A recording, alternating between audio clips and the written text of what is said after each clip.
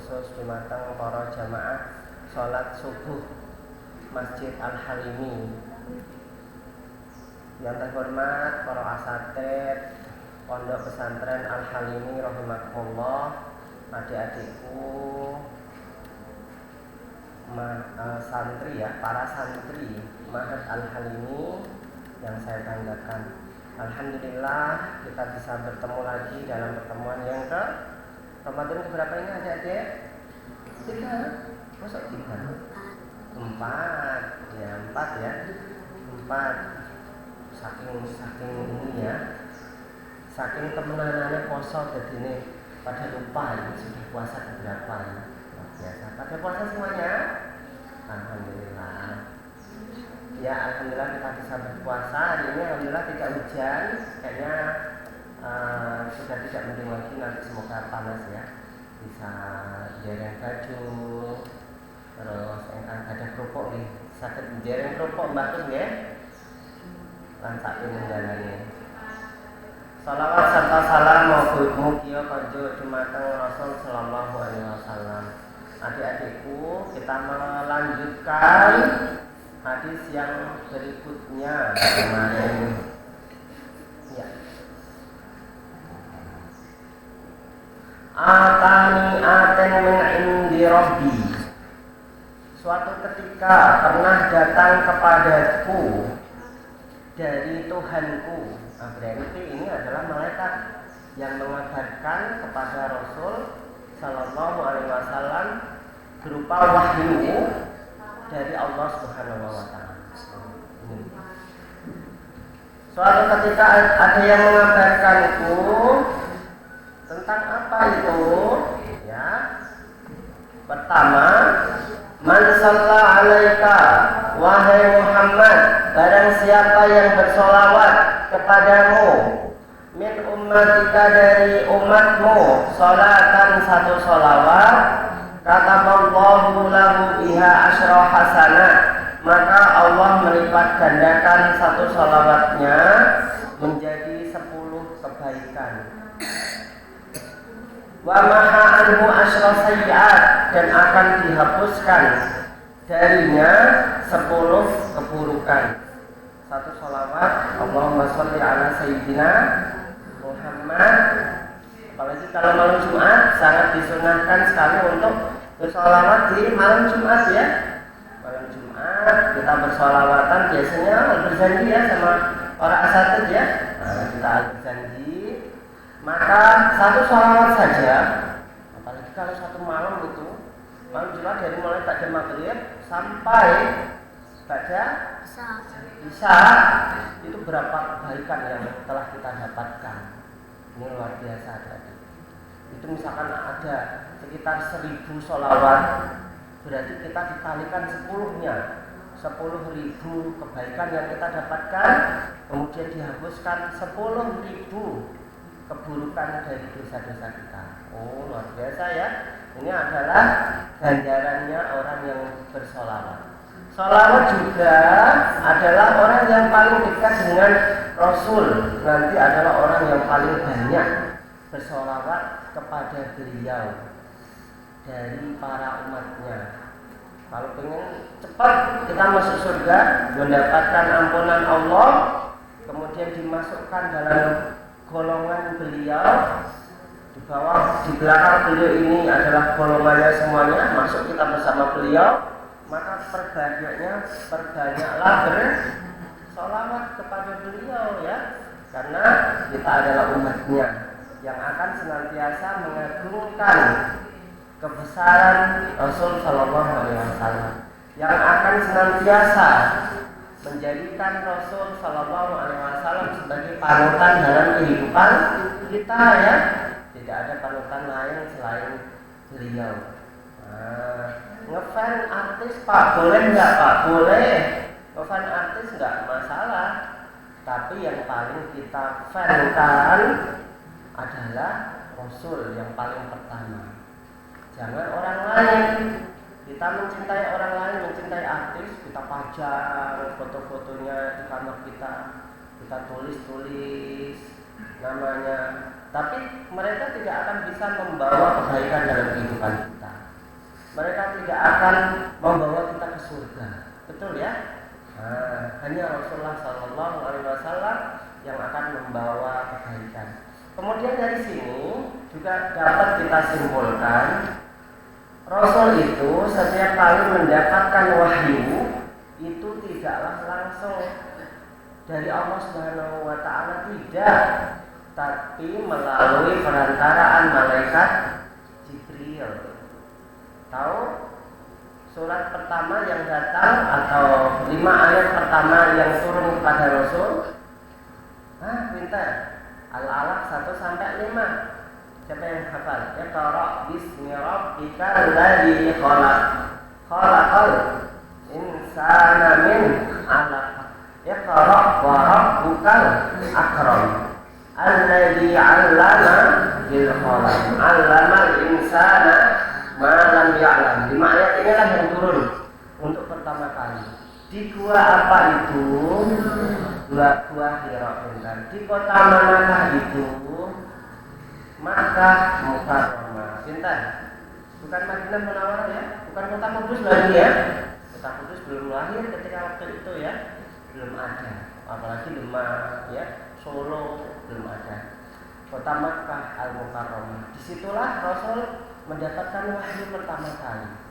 Dan yang datang kepada Rasul kebanyakan yang namanya malaikat Jibril itu datang kepada Rasul bukanlah sebagai sosoknya malaikat Jibril secara utuh, tidak. Karena yang namanya malaikat, adik-adik semuanya perlu kalian ketahui, sekali dia membentangkan satu sayapnya, tertutuplah seluruh jagat raya ini. Masya Allah, saking besarnya yang namanya malaikat. Subhanallah. Ini satu bentangan sayap saja tertutup ufuk timur. Kemudian yang satu bentangan lagi tertutup ufuk barat. Semuanya hilang. Karena saking besarnya yang namanya malaikat. Perlu kalian ketahui itu satu sayap saja. Dan harus kalian ketahui bahwa malaikat itu tidak mempunyai 2 sayap, tidak. Seperti gambaran orang-orang barat yang mengatakan yang di dalam gambaran mereka malaikat itu hanya mempunyai sayap 2 saja yang bisa terbang. Tidak. Apalagi malaikat gambarannya adalah seorang perempuan yang cantik. Tidak seperti itu. Malaikat tidaklah laki-laki maupun perempuan. Terus apa Pak? Tidaklah laki, tidak perempuan. Kalau memang dia itu laki-laki, maka nanti takutnya ketika waktu di akhirat yang diizinkan masuk surga itu perempuan semuanya. Yang laki-laki nanti dulu. Nggak bisa seperti itu. Sampai di sini paham ya? Maka malaikat itu tidaklah laki-laki, tidak perempuan. Kemudian malaikat Jibril itu datang kepada Rasul Shallallahu Alaihi Wasallam untuk pertama kalinya, ya, dengan sosok muka seorang laki-laki. Kebanyakan seperti itu. Ya, hanya beliau lah yang melihatnya. Pak, kalau hanya beliau lah yang melihatnya berarti orang lain tidak bisa melihatnya. Iya. Perbedaan antara malaikat dengan hantu. Pernah kalian melihat hantu? Enggak pernah ya. Karena seorang yang menjaga Al-Quran itu enggak mungkin akan diganggu setan, jin, enggak mungkin. Paling pernah diganggu setan? Enggak pernah dalam kehidupan saya. Saya pernah jaga gudang kedutaan Republik Indonesia KBRI Kairo selama 1 tahun sendirian. Gudang itu teman-teman, adik-adik semua. Dan itu ada yang ingin mengganggu saya, ya, suara-suara gitu. Itu mesin tapi ya ini ya. Akhirnya saya tanya dia, kalau berani keluar. Ternyata dia nggak berani. Akhirnya nggak pernah diganggu saya. Sosoknya saja nggak berani mereka kepada orang-orang yang menghafalkan Al-Quran, ya. Makanya silakan menghafalkan Al-Quran. Belum hafal Al-Quran semuanya aja tidak diganggu sama saya. Maka dekat kita dengan Allah, mereka tidak akan mengganggu. Perbedaan antara jin dengan malaikat itu sangat berbeda. Jin itu mengganggu datangnya, kalau malaikat itu memberikan wahyu. Sampai di sini paham? Wahyu ini datangnya dari Allah Subhanahu wa Ta'ala. Malaikat itu bisa naik sampai ke langit ke-7, naik lagi sampai ke hadapan Allah Subhanahu wa taala, tapi yang namanya jin tidak bisa naik ke sana, tidak bisa mencuri rahasia langit. Rahasia langit ini ya, umur kita ada sampai kapan, jodoh kita di mana, itu ada di Lauhil Mahfuz sana. Ini langit pertama sampai langit ke-7, 2, 3, 4, 5, 6, 7. Kemudian Lauhil Mahfuz ya. Lauh itu adalah papan, mahfuz yang terjaga. Disitulah rahasia kehidupan manusia semuanya ada di situ. Tertulis di dalamnya misalkan nama siapa, Aris Riyadi, judulnya siapa, lahirnya kapan, matinya kapan, sudah ada semuanya tertulis di situ. Sampai di sini kan, rezeki kita sudah ditentukan oleh Allah, maka tidak ada yang namanya rezeki tertukar, itu enggak ada. Nah, sampai di sini paham sudah ada ya. Maka sekeras apapun kita berusaha, kalau memang itu tidak rezeki kita, maka tidak akan sampai kepada kita. Ya, tiba-tiba saja orang lain mendapatkan rezeki berupa mobil, kemudian kita merasa iri. Kok aku ora untuk mobil? Padahal orang itu nggak terlalu banyak kerja, kok bisa dapat mobil? Kemudian kita menyalahkan Allah. Ini tidak bisa, tidak boleh. Karena rezeki kita sudah ditentukan sedemikian rupa oleh Allah sebelum kita lahir ya, sudah ditentukan. Nah, ini umur kita juga sudah ditentukan. Mati itu sudah ditentukan oleh Allah. Maka kita tidur mati, kita di rumah mati, tidak sembahyang juga mati. Pilih mana antara sembahyang sama tidak sembahyang? Kode-kode mati nih. Pilih mana? Pilih sembahyang. Di rumah juga mati, ya kan? Di masjid pun mati. Ngaji mati, tidak mau ngaji juga mati. Mending pilih mana? Ngaji. Ya, nah, seperti itu yang terjadi. Ya, kita ngaji mati. Suatu ketika pasti kita akan mati. Mati lah. Pasti semua orang akan mati. Ya, hidup ini seperti itu, ada semuanya. Pasti akan mati. Makanya kita manfaatkan kehidupan kita sebelum datang kematian. Alhamdulillah nanti. Ya, sebentar kan. Nah ini ada semuanya. Harus kita ketahui bersama seperti itu. Kemudian datang sosok seorang malaikat. Siapakah itu? Malaikat Jibril pada Rasul Sallallahu Alaihi Wasallam.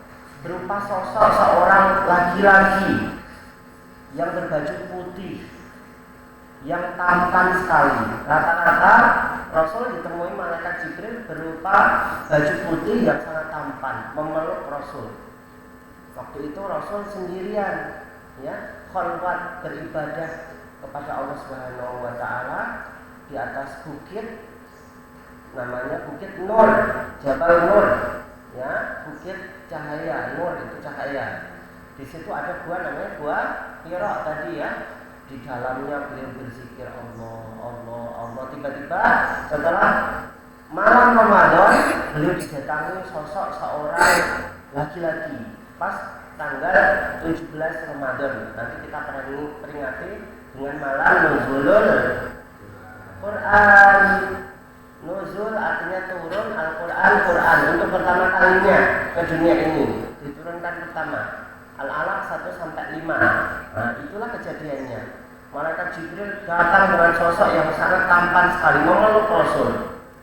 Kaget beliau, orang bercahaya tampan memeluk Rasul sampai tidak bisa nafas Rasul. Lepaskan. Iqra. Kata orang itu, ma'ana biqari'an, aku tidak bisa membaca. Aku ini lahir dalam kondisi ayahku sudah mati, yatim. Ibuku juga menyusul ketika waktu aku kecil. Aku diasuh oleh pamanku, kakekku juga dalam kondisi miskin, tidak pernah sekolah seperti hanya santri-santri Al-Halimi. Mana bisa beli membaca tulis? Akhirnya ma'ana biqari'in, saya tidak bisa membaca. Akhirnya diteruskan oleh sampai 3 kali, sampai diteruskan oleh malaikat Jibril. Iqra bismi rabbikal ladzi khalaq. Bacalah dengan nama Tuhanmu, khalaqal insana min 'alaq, yang telah menciptakanmu ya dari segumpal darah. Khalaqal insana min 'alaq, iqra wa rabbukal akram. Dan bacalah nama Tuhanmu, muliakanlah. Nah, ini adik-adik semuanya. Ini adalah al-alaq 1 sampai 5 yang harus kita ketahui asbabun nuzulnya. Jadi di sini ingin saya sampaikan lagi, malaikat Jibril itu tidak datang dengan sosok seorang malaikat yang sangat besar, tidak. Beliau, malaikat Jibril itu dalam kesempatan datang kepada Rasul dalam kondisi malaikat utuh itu hanya 2 kali. Berapa kali tadi? 2 kali saja. Yang pertama itu adalah ketika waktu Rasul turun dari bukit cahaya tadi, dari Gua Hira tadi, kemudian malaikat Jibril yang masih di atas membentangkan sayapnya jadi malaikat yang sesungguhnya. Kau wedi ya. Sekali membentangkan sayapnya, langsung naik dia. Itu seluruh dunia tertutupi. Padahal beliau, malaikat Jibril itu mempunyai sekitar 350 sayap. Berapa tadi? 300 lebih sayapnya itu. Banyak sekali. Kalau ayam 2 sayap ya, kalau burung 2 sayap ya, beliau mempunyai 350-an sayap. Itu sekali bentang habis seluruh alam ini, tertutupi semuanya. Menunjukkan bahwa itu adalah malaikat Jibril. Malaikat itu berbeda dengan sosok kita yang bisa berubah wujud menjadi manusia biasa. Nah, berubahlah menjadi manusia biasa. Kayak Sasuke film. Nah, ini kawan-kawan semuanya. Enggak seperti kita. Kita pengen mau berubah menjadi sosok Ustadz Qadir, nggak bisa. Ya, kecuali kalau operasi plastik ya, itu pun mahal. Harus ke Korea Selatan sana, ya kan? Ya, tapi itu pun nggak persis seperti hanya mukanya Ustadz Qadir. Posturnya pun berbeda. Ya, ini adik-adik semuanya yang harus kita ketahui bersama. Hanya 2 kali malaikat Jibril datang kepada Rasul dalam bentuk manusia, dalam bentuk malaikat. Yang satu adalah ketika waktu malam nuzul Quran turun pertama kali. Yang kedua adalah ketika malam Isra Mi'raj. Isra Mi'raj kita peringati pada tanggal berapa? 27 apa ya? 27 apa? Rojak Inter. Nah, itu harus tahu. 27 Rojak sebentar. Gasnya mati. 27 Rojak harus kita ketahui bersama itu. Kemudian malaikat Jibril itu hanya 2 kali saja datang kepada Rasul dalam kondisi dia menampakkan mukanya yang asli, yang seram sekali. Nah, Pak, kapan kita bertemu dengan malaikat? Mau kalian? Nah, nanti kalau sakaratul maut pasti akan ketemu sama malaikat. Siapa itu? Malaikat pencabut nyawa itu siapa? Israel, pintar. Nah, Israel datang. Kalla idza balagatit taraqi wa qila man raq wa dhanna annahu al-firaq wal taffatis saqu bis-saq ila rabbika yawma idinil masaq. Juz berapa Ustaz? 28 atau 27? 29? 27. Nah ini, kalau tidak balaghatit taraqi, ketika nyawa sudah sampai di sini, napas kita susahnya luar biasa. Itu tersengal-sengal orang kalau sudah napas sampai di sini, ya Allah, itu sakaratul maut itu adik-adik. Itulah nanti kita akan ketemu sama malaikat Israil, pencabut nyawa. Ngeri nggak?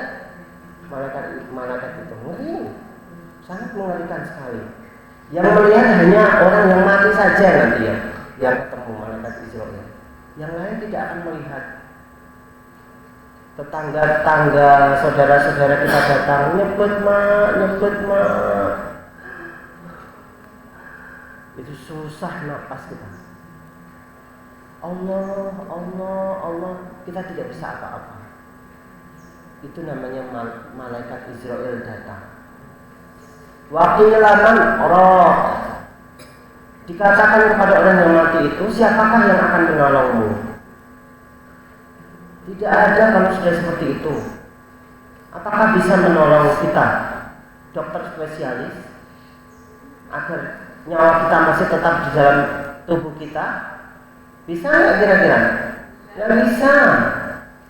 Sehebat apapun dokter itu tidak bisa. Orang dokter itu aja mati besok. Betul ya? Dokter itu mati nggak kira-kira? Kalau misalkan dokter itu hidup, saya pengen jadi dokter untuk selama-lamanya, ya. Tapi tetap saja dokter itu mati. Betapa banyak dokter itu menangani COVID-19, dia dapat COVID tahu ya, adik-adik, COVID-19 beberapa tahun yang lalu, ya, Corona, dia menangani pasien, malah dia yang mati. Nah inilah yang namanya kematian itu seperti itu, tidak ada yang tahu. Kalla idza balaghatil hulqum wa antum hina idzin tanzurun. Kalla tidak. Idza balaghatil hulqum, ketika nyawa sudah sampai di hulqum. Urat nadi kita di sini nih, tenggorokan ini. Ini paling sulit untuk bernapas sebelum dicabut semuanya. Makanya orang kalau mati itu biasanya melihat ke atas, menengok ke atas ya, matanya itu terbelalak, melihat nyawanya diambil oleh malaikat Israel. Nah ini. Wa antum hina idzin tanzurun, maka kalian akan dapat melihat. Waktu itu melihat. Melihat siapa itu? Malaikat Jibril, malaikat Israel. Nah, ini belum Allah, kita belum bisa melihat Allah. Nanti di akhirat nantilah kita dapat melihat Allah yang sesungguhnya, Tuhan semesta alam. Saking besarnya Allah itu tidak bisa kita lihat di dunia ini. Mata kita aja tidak bisa melihat jin, setan, apalagi malaikat. Malaikat itu di samping kita nggak kelihatan. Di samping kanan kita ada malaikat nggak? Aduh, kok nggak ada? Ada. Siapa itu namanya? Kanan itu pencatat amal baik atau amal buruk? Amal baik. Yang kiri amal buruk. Yang ini namanya malaikat roh. Ini yang namanya atid. Nah. Kemudian setiap kali kita dicatat malaikat raqib atid, apakah bisa kita melihatnya? Kamu ngapain? Bisa nggak kira-kira? Jangan catat dong. Misalkan kita menempelkan orang, bisa Pak, dicatat pasti sama atid. Apakah kemudian kita bisa melarangnya? Jangan dong, jangan ditulis. Aku nanti taubat. Bisa nggak kira-kira seperti itu? Nggak bisa. Maka inilah yang namanya malaikat saja kita tidak bisa mengetahuinya. Apalagi Allah yang begitu besar, zat yang sangat luar biasa, yang telah menciptakan kita, yang telah memberikan napas untuk kita, yang bisa memberikan kehidupan semuanya, rizki semuanya dari Allah Subhanahu wa Ta'ala. Ini adik-adik semuanya. Sehingga di sini sekali lagi malaikat itu hanya datang 2 kali saja menampakkan muka aslinya kepada Rasul Sallallahu Alaihi Wasallam. Yang pertama tadi di mana? Di bukit Jabal Nur di Gua Hira, naik dia. Yang kedua adalah ketika malam Isra Mi'raj. Nah ini dia. Kemudian yang berikutnya, hadis berikutnya 15. Atuhibbu, apakah kalian mengetahui, apakah kalian mencintai anjalina qalbak, agar Allah melembutkan hatimu? Pengen nggak kita lembut hatinya? Mau nggak kita lembut hatinya? Mau. Lembut hatimu, waktu diriku hajatak, dan Allah memberikan hajatmu. Kamu minta apa saja diberikan oleh Allah. Ingin seperti ini, maka irhamil yatim, maka cintailah anak yatim. Ada adik-adik yang di sini anak yatim? Yang bapaknya sudah meninggal? Ada? Insya Allah. Nah ini teman kita kalau misalkan yatim, lebih kita cintai ya daripada kawan-kawan yang lain ya. Nah, kalau ada jajan kasih. Meskipun kita sudah jajan ya, dia minta kasih saja. Karena anak yatim ini mengingatkan kita kepada Rasul Shallallahu Alaihi Wasallam. Bapaknya meninggal saat beliau masih dalam kandungan, ya. Kemudian disusul ibunya. Ini adik-adik semua. Kalau kita ingin hatinya lembut, kata Rasul, dan hajat kalian itu dikasih oleh Allah Subhanahu Wa Taala, apa saja yang kita minta diberikan oleh Allah, maka kita harus mencintai anak yatim. Wamsah ra'sahu, dan usaplah kepalanya. Mengusap kita kepala anak yatim, sebanyak rambut yang ada di dalam kepalanya itulah kita diberikan ganjaran oleh Allah Subhanahu Wa Taala. Mau seperti itu? Misalkan nggak usah dihitung nanti kepalanya kawan saya ini ada berapa ribu rambut ya, tak hitung ya, nggak usah dihitung, itu udah ribuan itulah. Kemudian kalau kita mengusapnya, memberikannya uang ataupun jajan, kemudian mengusap rambutnya, mengusapnya hati-hati ya, jadi uyek-uyek kayak uyek rambutmu dan dosa-dosaku hilang, nah, seperti itu. Jangan, itu namanya menyakiti anak yatim ya.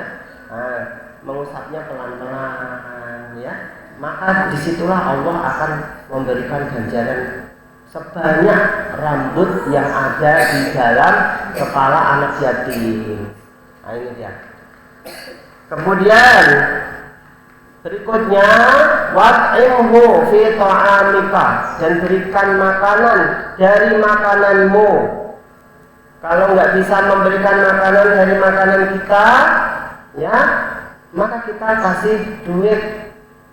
Setidaknya kalau misalkan ada event, ya, masjid ataupun pengajian yang mengadakan santunan yatim piatu, kita kasih uang sebanyak yatim piatu tersebut. Kita bisa memberikannya setiap anak yatim 50.000, kasihlah 50.000. Misalkan ada 30, berarti kali 50.000. Kalau memang bisanya memberikan 10.000, 10.000. Bisanya 5.000, nggak masalah, ya kan? Yang penting ikhlas. Amal sebanyak apapun kalau tidak ikhlas maka tidak ada pahalanya. Seperti halnya ya debu ya yang ada di genggaman tangan kita, kemudian ketiup angin. Masih ada debu nggak kira-kira kalau ketiup angin? Apalagi kayak angin yang kemarin sore itu wanginya kencangnya luar biasa. Maka itu habis semuanya amal kita. Ini adalah amal yang tidak ikhlas, yang pengen ditampak-tampakkan saja. Ini loh saya adalah orang yang kaya. Anak yatim kaget tak kumpul ke, duitku tak nyah. Tapi itu diliput media ya, didatangkan media, kemudian dipublikasikan. Amal ke masjid juga demikian. Kalau bisa amal yang tidak tampak muka orang lain. Jadi kalau sebaik-baiknya amal adalah ya orang yang memberikan dengan tangan kanan, kata Rasul, yang tangan kiri tidak mengetahuinya. Orang lain maksudnya, artinya adalah orang lain tidak mengetahuinya. Itulah sebaik-baiknya amal. Orang lain tidak akan mengetahuinya. Jangan sampai amal kecil ditampilkan di papan masjid yang begitu besar, haji titik hajinya bukan sekali, karena hajinya sudah 3 kali itu ya, haji siapa, amal 50.000 ini gede ini namanya.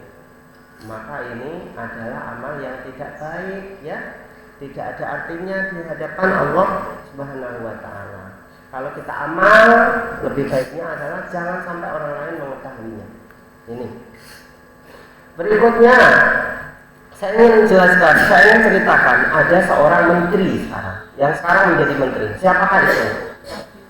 Ibu Hajah, wali kota Surabaya itu siapa, Ustaz? Putri Risma Harini, betul. Putri Risma Harini pernah menyampaikan seminarnya di hadapan kami, para dosen. Kemudian beliau bercerita waktu itu, kenapa saya bisa jabat, padahal saya adalah seorang perempuan, bisa jabat gini sampai menteri, kata beliau. Sampai 2 periode saya menjabat wali kota Surabaya. Bapak-bapak, ibu-ibu kalau ketahui bahwa waktu kecil di belakang rumah saya itu ada rumah kecil yang disediakan untuk 5 anak yatim yang dididik oleh orang tua saya. Setiap hari ya, beliau memberikan makanan serta pendidikan untuk anak-anak yatim tersebut. Gajinya itu untuk anak-anak yatim tersebut, padahal itu bukanlah anaknya sendiri. Sampai di sini paham ya? Terus setiap kali saya membawa mainan baru, pasti diambil oleh anak-anak yatim tersebut.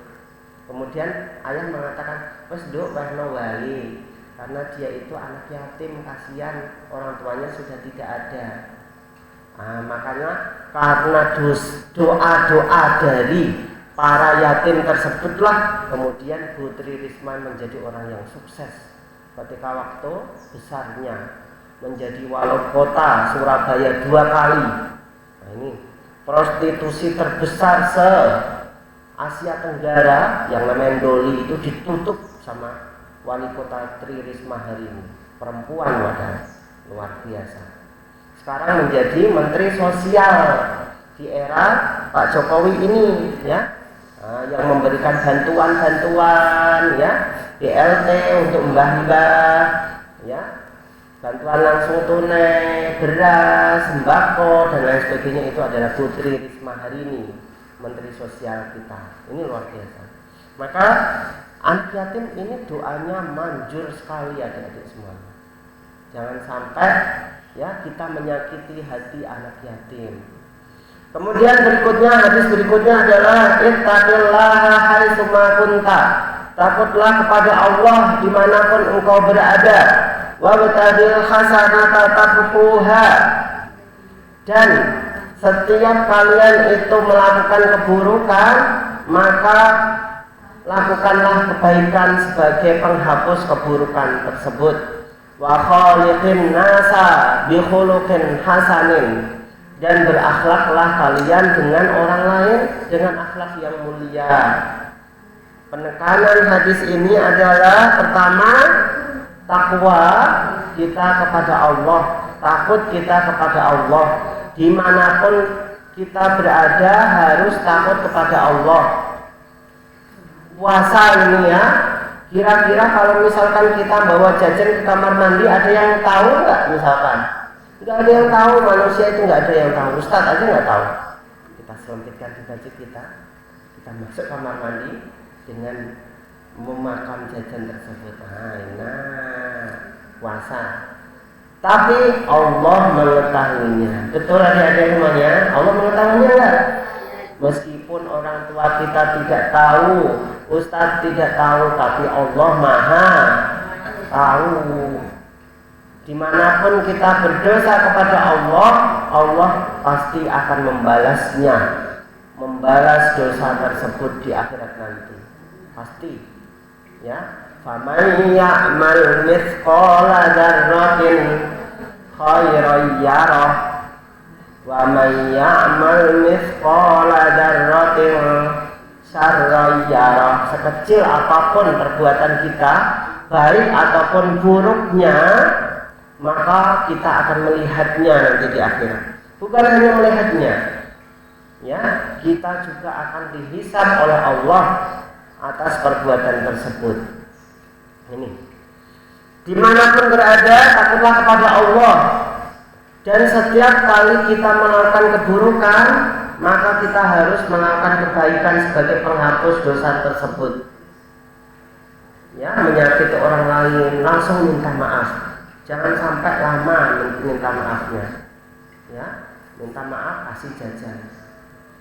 Ya, makanya kalau misalkan kemarin saya sampaikan kalau nggak mau disakiti orang lain, maka jangan menyakiti. Kalau nggak mau dijewer, maka jangan menjewer. Tapi para ustadz kok menjewer saya, Pak? Karena kamu salah.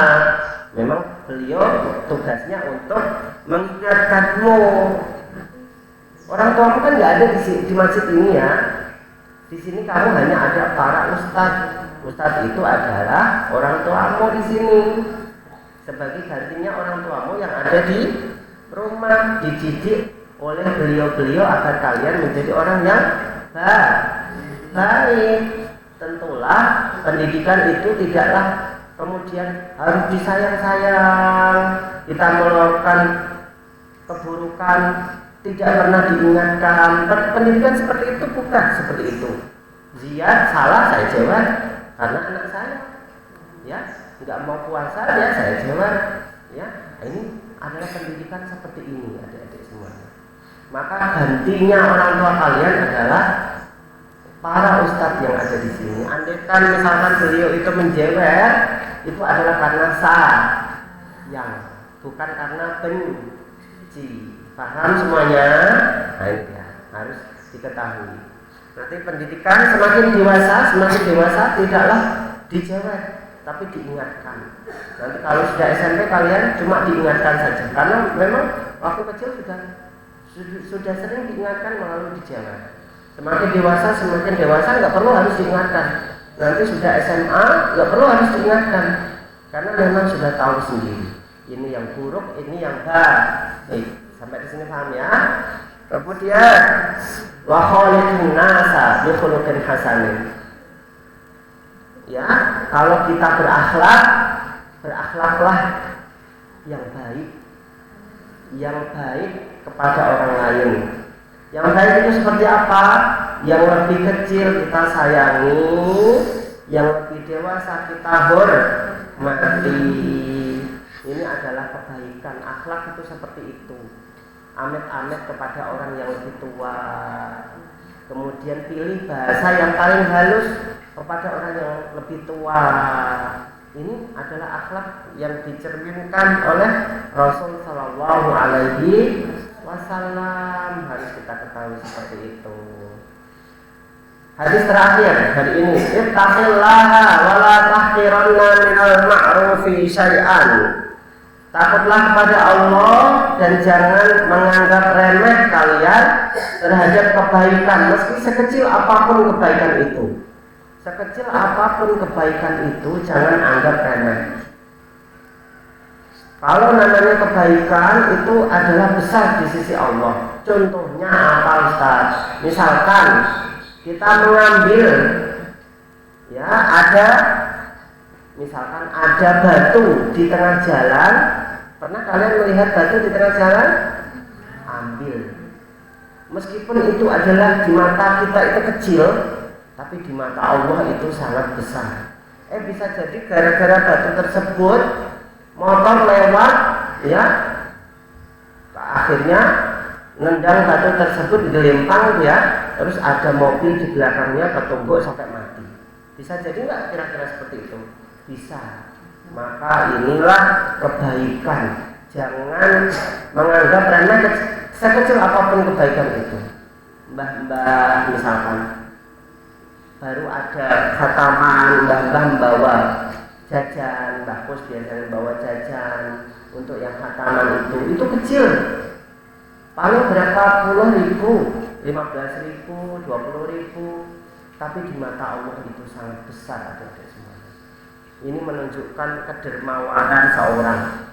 Ini luar biasa. Maka jangan sampai menganggap remeh kebaikan sekecil apapun itu. Semoga bermanfaat untuk kita. Terima kasih. Mbah matur suwun, mugi-mugi manfaat dan bener. Amin ya rabbal alamin. Kula cekake wassalamualaikum warahmatullahi wabarakatuh.